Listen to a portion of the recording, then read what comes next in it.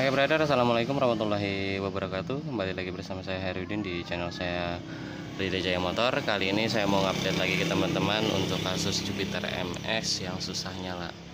Kali ini saya coba kupas tuntas ya untuk masalah Jupiter MX ini yang susah nyala. Jadi masalahnya bukan hanya berasal dari iki bro, karburator. Ini sampai ada pergantian karburator di bengkel sebelumnya memvonis bahwa karburator ini soak bermasalah. Bro, karburator Jupiter MX ini jarang sekali bermasalah bro, jarang sekali. Ini karburator yang menggunakan skep non vakum ini jarang bermasalah. Sekalipun dia bermasalah itu masih bisa disetting, kita bersihkan, disetting, dan tidak perlu melakukan pergantian ya barang-barang seperti ini yang kondisinya KW ya bro ya, seperti jarum. Oke bro, seperti pergantian dari isi karbu menggunakan non original ya, dikira karbunya yang soak bermasalah, akhirnya diopreklah karbunya ya. Saya tadi cek karburator lamanya ini masih dalam kondisi normal bro, hanya untuk power speed kecepatan atasnya bermasalah. Oke brother, ini karburator tadi tak coba buka, tak cek kondisinya seperti apa, ternyata masih dalam keadaan normal kecuali untuk bagian item iki bro yang paling sering bermasalah nih. Ini apa? Ini adalah power jetnya untuk putaran atas ya. Power jet ini akan bekerja di putaran menengah sampai atas untuk menambah suplai bahan bakar ya, langsung diinjekkan ke sini bro. Oke, tak nyalakan plusnya iki ke sini. Tuh ada jet di situ, dia langsung disuntikan ke situ ya. Kinerja sistem kinerja dari power jet ini berdasarkan tekanan dari tuas ini bro ya. Jadi kalau tuas ini kan bekerja pada putaran menengah ke atas, dia akan bergerak jadi sistemnya sistem pompa tekan, jadi dia akan mengambil langsung bahan bakar dari sini, ditunjukkan langsung masuk ke dalam jarum jet itu di dalam sana. Itu aja yang paling sering bermasalahnya ini stuck, cekat. Tapi itu tidak akan membuat motor ini susah nyala ya. Motor ini tidak akan susah nyala hanya gara-gara ini, enggak akan susah nyala 100%. Saya yakin tidak akan susah nyala karena ini kinerjanya hanya di putaran menengah dan atas, dan itu pun hanya sebagai penambah suplai bahan bakar supaya ada akselerasi yang luar biasa di putaran menengah sampai dengan atas. Itu keunggulan dari Jupiter MX karena dia sudah power jetnya di karbunya udah disediakan gitu ya. Kalau untuk bagian putaran bawahnya, ideal speednya hanya bersumber dari sini ya. Ini hanya bersumber dari sini suplai bahan bakarnya. Itu pun di pagi hari tetap akan ada penambahan bahan bakar ya, tetap akan ada penambahan bahan bakar apabila cuknya kita aktifkan. Ini cuknya bro, jadi cuknya cuk manual. Kalau cuknya kita aktifkan, otomatis bagian pin koinnya itu akan menutup seperti ini. Jadi suplai udara lebih sedikit, suplai bahan bakar lebih banyak. Itu kinerja cuk. Kita lepas cuknya, akhirnya suplai udara dan bahan bakar seimbang setelah motor itu nyala, dan jarang karburator ini bermasalah. Jadi teman-teman, saran saya apabila direkomendasikan untuk menggantikan karburator apabila Jupiter MX teman-teman susah nyala dan lain sebagainya, jangan mau. Analisanya harus lengkap dulu bro. Kita mulai skip untuk bagian karburator ya, saya lepaskan untuk bagian karburator, skip ya. Kita mulai untuk motor susah nyala di pagi hari ya, selain karburator itu bisa juga berasal dari iki bro. Tadi saya melakukan pembongkaran, cuman saya tidak video, bisa dari ini ya. Pulser ini memiliki resistensi atau tahanan 285 atau maksimal lah 285, standarnya sekitar 280 resistensinya, tahanannya apabila kita mengukur menggunakan apometer ya. Nah, apabila tahanannya itu udah di atas dari 280 bahkan 300 bahkan tidak terhubung sama sekali, berarti menandakan bahwa pulser ini rusak. Pulser kita tidak bisa mengecek menggunakan alat yang lain ya bro, alat manual nggak bisa, kita harus menggunakan apometer ya, kita menggunakan apometer ya.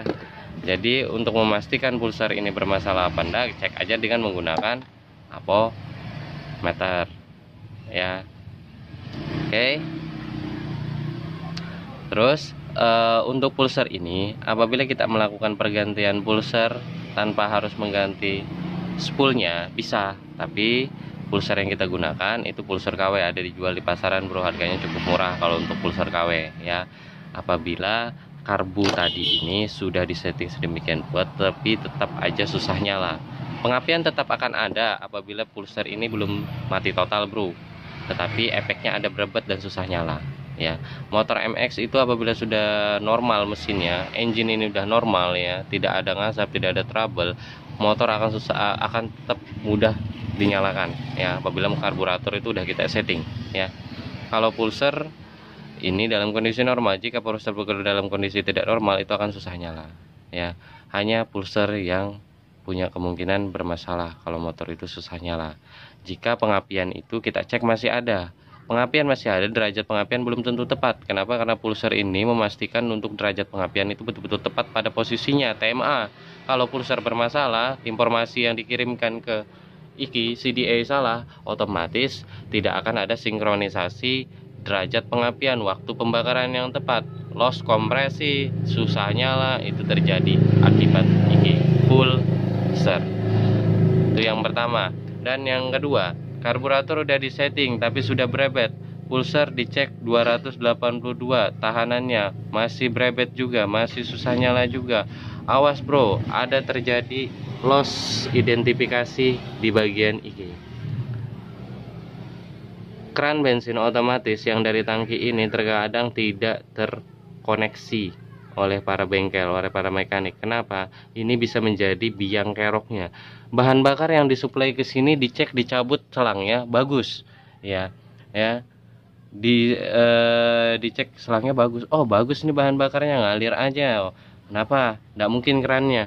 Belum tentu bro. Kalau kita cabut ini selang, oke.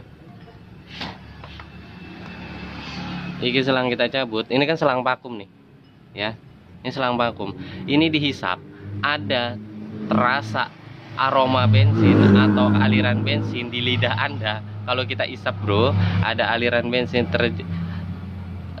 terasa, berarti vakum ini mengalami kebocoran. Ini adalah jalur bahan bakar, ini adalah jalur udara. Tekanan udara, tekanan hisap di sini membuka katup yang berada di sini. Ini loh bro, lebih jelasnya ini jalur bahan bakar, ini selang vakum.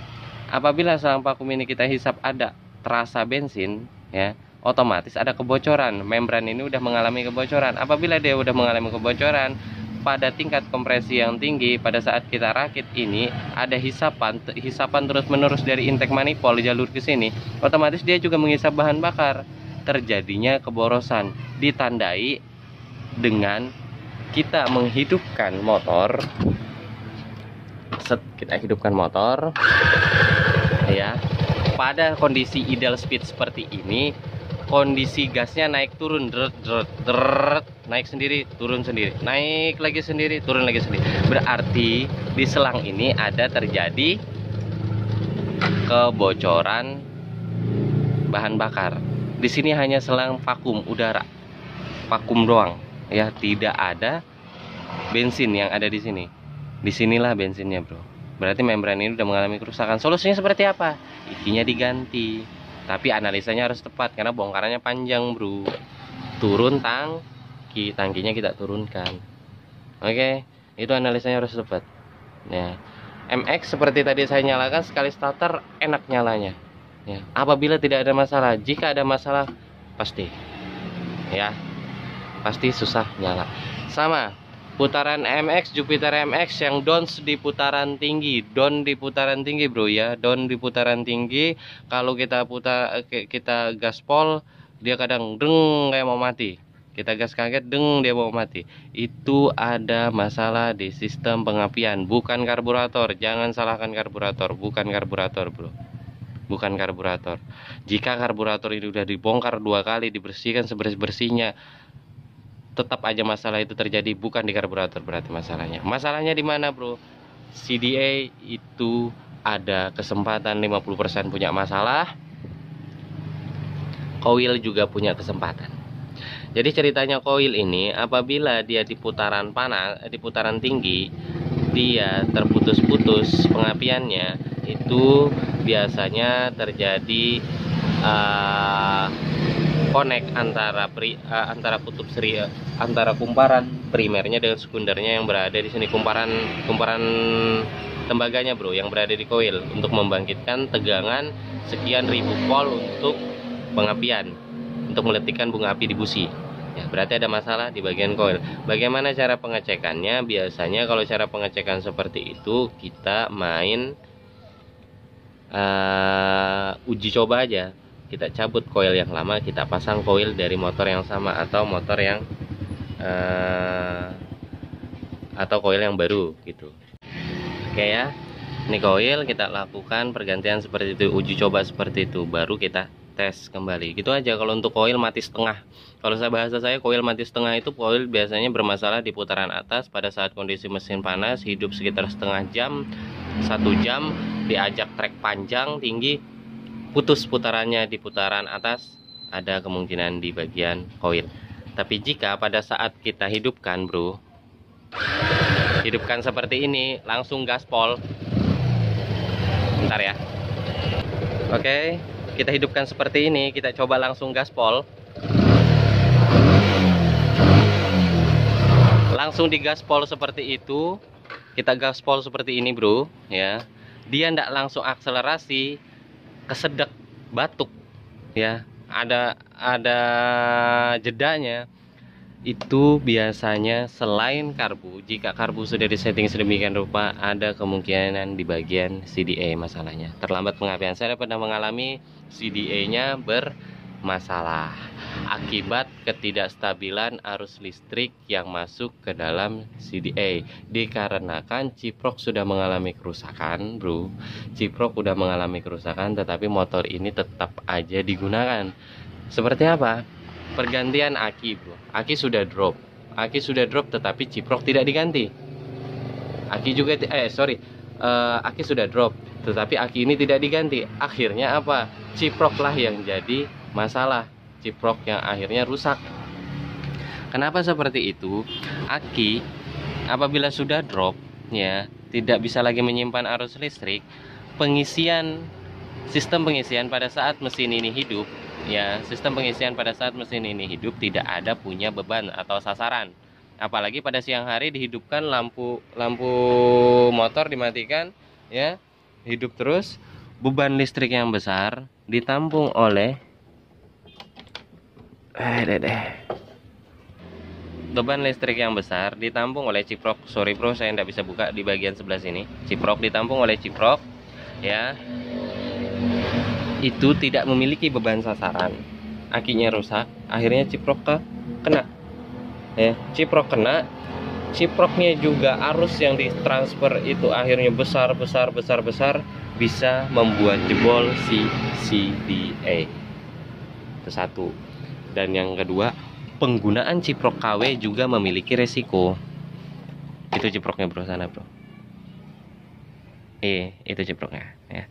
Penggunaan ciprok KW itu juga memiliki resiko. Resikonya seperti apa? Resiko ciprok KW itu tegangan yang dihasilkan, ya, tegangan yang dihasilkan yang ditransfer ke bagian aki dan CDA itu teramat besar, bahkan sampai 15 volt ke atas. Itu beresiko terjadinya kerusakan pada CDA. Itu hati-hati. Jadi teman-teman kalau motornya nggak bisa starter, ya, akinya drop, dirawat, ganti akinya. Ciproknya melakukan pergantian ciprok, jangan yang KW, yang original. Kalau yang original tegangannya stabil, ya, dia tidak akan over sampai 13 volt ke atas, pasti di bawah 13 volt, paling mentok-mentok 13,50, ya. Intinya jangan sampai over di atas 15 lah. Intinya jangan sampai over di atas 15. Itu berbahaya untuk bagian CDA. Oke, Karena tugasnya ciprok itu menyearahkan tegangan yang berasal dari iki bro, spool. Disearahkan tegangan AC ini disearahkan oleh ciprok menjadi tegangan DC untuk melakukan pengisian aki. Satu, kedua untuk sistem penerangan lampu, dan sisanya untuk sistem yang utama juga untuk sistem pengapian ke CDA. Oke. Mungkin itu aja penjelasan singkat dan padat saya teman-teman. Buat teman-teman semua yang punya masalah di MX-nya, hati-hati. Saya ingatkan sekali, hati-hati menelaah analisa dari beberapa orang bengkel yang analisanya setengah-setengah, kurang afdol analisanya. Analisa itu harus lengkap bro. Ini seperti apa kerusakannya dan seperti apa identifikasinya, cara memastikan kerusakannya seperti apa, cara perbaikannya seperti apa. Itu harus lengkap.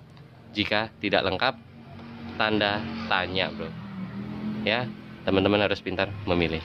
Mungkin itu aja dari saya, kurang lebihnya saya mohon maaf. Assalamualaikum warahmatullahi wabarakatuh.